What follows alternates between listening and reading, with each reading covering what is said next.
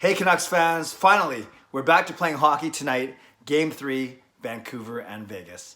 I'm Clay Emo, I'm at Canuck Clay on Twitter, I'm at Clay Emo on Instagram. I'm the founder of the GLCPC, the Good Looking Canucks Positivity Club. And this is my Canucks take, all in one take. It's Clay's Canucks commentary for Saturday, August the 29th.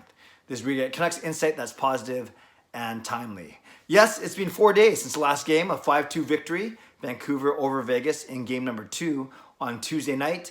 And now we are here on Saturday, finally ready to drop the puck for game 3. That's because Thursday night's game, which was supposed to be game 3, it was postponed until today. So now it's game 3 tonight, game 4 tomorrow, game 5 on Tuesday, and then if necessary, game 6 and game 7 on Thursday and Friday. Potentially 5 games in the span of 7 days, which is a lot. And as I explained yesterday, especially for the goaltenders. Speaking of goaltenders, head coach of the Golden Knights, Peter DeBoer, was he didn't announce his starting goalie tonight. So it could be Robin Lehner, who started the first 2 games for Vegas, or it could be Marc-Andre Fleury, who hasn't played for a while. Lehner has better stats in the postseason. Marc-Andre Fleury is the seasoned vet who always plays well against the Vancouver Canucks. So I'll be interested to see who gets the start tonight, especially after 4 days between games, as I mentioned. As for the Vancouver Canucks, no surprise. It shouldn't be a question that it'll be Jacob Markstrom. The question for me is, does Thatcher Demko get in tomorrow on the heels of a back-to-back, the second game, or maybe does he get in game 6 or game 7? My guess is he might get in tomorrow, especially if the Canucks lose tonight. I said this yesterday. Then I think chances are Markstrom will play tomorrow as almost a must-win game, although, of course, every game in the playoffs is important. If the Canucks win tonight, I think that gives Demko a better chance of playing tomorrow, and then you rest Markstrom for 5, 6, and 7. But we'll see. We will see, and we'll know. I think it's going to be Markstrom tonight for sure, and let's not worry about tomorrow until tomorrow. And that's what you're hearing a lot of coaches and players say, that we'll worry about Sunday's game after tonight's game is done, because of course this is a very important game. Whoever wins this game goes up in the series. It's a designated home game for the Canucks, so I don't know if that's good or bad. They are 2-3 as the home team, as opposed to being 6-1 as the away team. So they played 7 games as the away team, and they've played 5 games as the home team, which makes sense given that they were the away team for the St. Louis series and of course this Vegas series. So again, 2-3 at home, not the best, but they can even out that record tonight. And of course, anytime there's a home game, that means my good friend Marie Huey is the one singing the national anthems. Let's talk about the Vancouver Canucks. A couple storylines for them. Obviously, the return of Tyler Toffoli was massive in the last game. He had 3 points, including scoring 89 seconds in the game. By the way, have you seen that slow-mo replay of Elias Pettersson to Toffoli going around the Twitter the last couple days? It actually shows how Pettersson uses the netting, the back of the net, to propel himself around the farthest post so he could kind of get away from Shea Theodore, I think, who was on him. It's an amazing play. You actually see him coming from through the short side, looking to the right, seeing where Tyler Toffoli is, and then sticking his right knee out, and basically, if you follow this, using it as a slingshot so he kind of goes around the far post even quicker and trying to elude the defenseman. It's amazing. I've never seen any player do it before. I wouldn't even think to do it. I think if I tried to do it, I would either go through the net or I'd tear something in my leg. So it's pretty amazing. If you haven't seen it already, make sure you look that up on Twitter. Just type in Pettersson slow-mo behind the net or whatever. You'll find it. And it's a really, really, there's no other word I can say than amazing or unprecedented move. I'm just so impressed, and I'm so happy that he's our guy. Anyways, Tyler Toffoli comes in the lineup, 3 points, immediate impact. Another story, the Canucks' domination in the faceoff circle. They're one of the best faceoff teams in the postseason. The Vegas Golden Knights are the worst faceoff team in the postseason. And a faceoff doesn't win or lose you a game, but it's certainly, you want to be starting with the puck more often than chasing the puck. And on a big penalty kill or a big power play or a big draw in the final minute, obviously faceoffs become even more pronounced and more important during those times. So credit to Bo Horvat and Jay Beagle especially, who are really dominating in that faceoff circle. And I look to see that trend continue today. It's a nice small part of the Canucks game that they've really worked on, and they've made a hallmark of their play.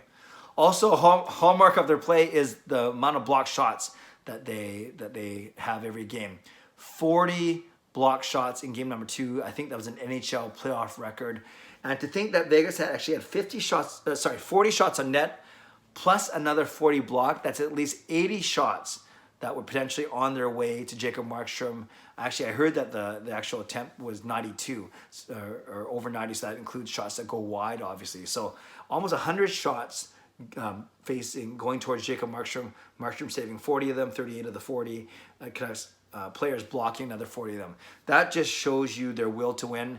That just shows you how much they are willing to sacrifice their bodies, their grit, their determination, their courage, all those things. And that's yet another sign that this team is ready to go and ready to play for one another. So really, really cool things. And I'm just really excited because the Canucks are, when you think about it, they're only 11 wins away from winning the Stanley Cup. So is Vegas. But still, this series is tied at 1 game apiece. I think Vegas was the heavy favorite coming in the series, but Vancouver has some momentum, obviously knocking off St. Louis. So this is really, really an exciting time right now. And I can't wait. It's been 4 days, obviously, since the last game, and I can't wait to see how the Canucks come out tonight. I don't expect any lineup changes from Tuesday's game because Travis Green usually doesn't like to tamper with a winning lineup. So that means I would expect, and remember, the Canucks do have last change today, so that might change something. Vegas kind of changed their lines throughout the game on Tuesday night as they're looking to try and create some offense. But the Canucks could go with Horvat between Miller and Besser as the number 1 line, or 2 line, doesn't matter what you call it. Pettersson then between Pearson and Toffoli, the LA Kings buddies. And then your 3rd line is still then Gaudette with Sutter and Roussel. And then your 4th line is Beagle, Mott, and Virtanen. And we know that when the 3rd period comes, whether the Canucks are up 1, down 1, protecting a lead, chasing a lead, Travis Green likes to shorten his bench to a 3-line team. And he'll usually take the best of those bottom 6 guys and make a line out of them. So maybe that means Virtanen plays more. Maybe it means Mott plays more. Obviously, one of the centers have to play, usually Beagle over Gaudette. But then you have Sutter there as an alternate as well. So that's always an interesting thing to watch in the 3rd period. And then unless Tyler Myers comes back tonight, which I doubt, but this was an extra 2 games of rest, and if they're aiming him for game 4, then technically tonight would have been game 4. Maybe Myers comes in, we don't know. But if he doesn't, look for the same 3 pairs of course, Hughes and Tanev, Edler, Stetcher, and then Ben and Fantenberg. But if Myers comes in, then I expect to see Jordy Ben being the one sitting, although Jordy Ben could play on the left as well, and then Fantenberg could sit, and that's basically how they started the season with. So a lot of different options for the Canucks, and of course, Jacob Markstrom in net. So Canucks fans, I touched on a lot of things today, whether it be the goaltending situation, face-offs, block shots, Tyler Toffoli. Yesterday I talked about, do I expect any less trash talking or any less intensity? No, I actually expect it to be ramped up given you're getting deeper and deeper into the series and into the playoffs. Of course, they respect one another given everything that's happened in the past couple of days, but I don't expect a lot of that. I don't expect any changes when the game starts because there's simply too much at stake. So Canucks fans, maybe the question of the day tonight is, what's your prediction? What's your prediction for tonight's game? Give me a winner and give me a score. I haven't been doing so good at replying and reacting to comments over the past couple of days because I've been in and out of town and the comment section has just been a little crazy, but I will start to be a little more active in there starting tonight.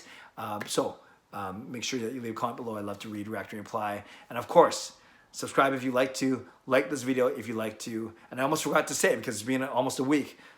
Post-game live stream on YouTube right after the game, about 10 minutes after the game because I like to upload my quick post-game vlog first. So between 10 and 50 minutes after the whistle, join me on YouTube for my post-game live stream. Hopefully we're chatting about a Canucks win.